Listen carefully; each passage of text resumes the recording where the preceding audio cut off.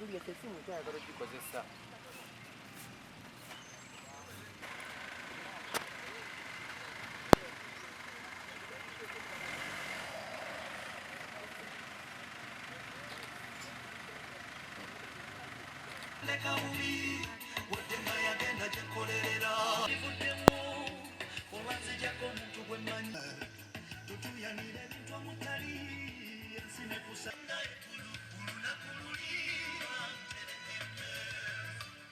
Agule motoka vile wakabi asada somana wandugwa mwalimu atuye ni debito mutali semusaze na kumulimba tere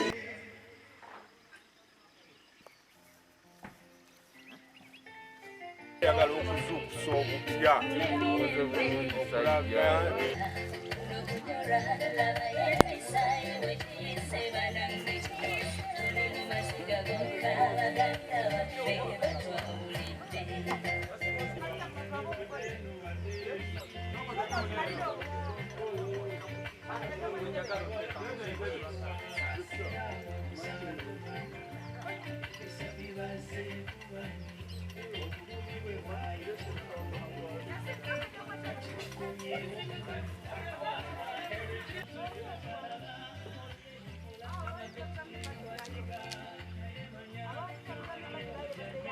Bannange Kalyankolo tulidde nga sikitegeerako ddala sibadde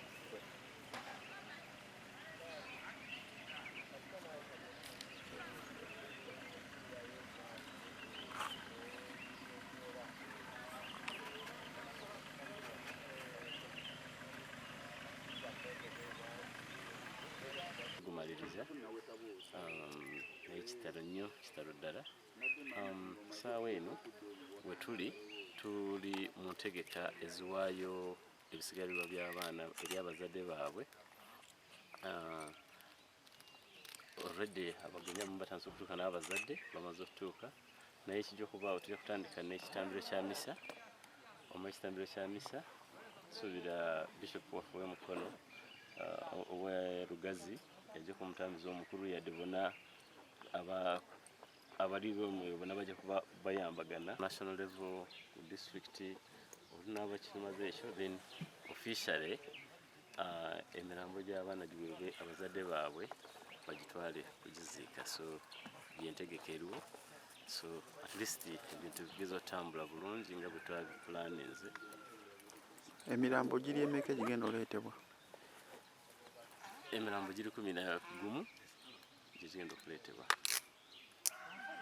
Tuli mu kiyongobero nate olw'emirambo gy'abaana baffe gibadde mu kukeberebwa mu ddwaliro kukebera ndagabutonde.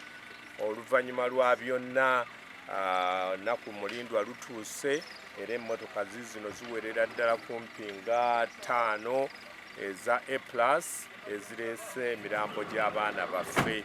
Abaana bano bagenda bwe tumala okusaba okugenda okuba wano n'ebinaayogerwa giryoke gitwalibwe mu bitundu eby'eggwanga abaana bano gye bava. Nawuliddemu n'ab'omu Northern Uganda, nawuliddeyo n'ab'omu West, nawuliddeyo mu Busoga ne mu Buganda n'awalala wonna.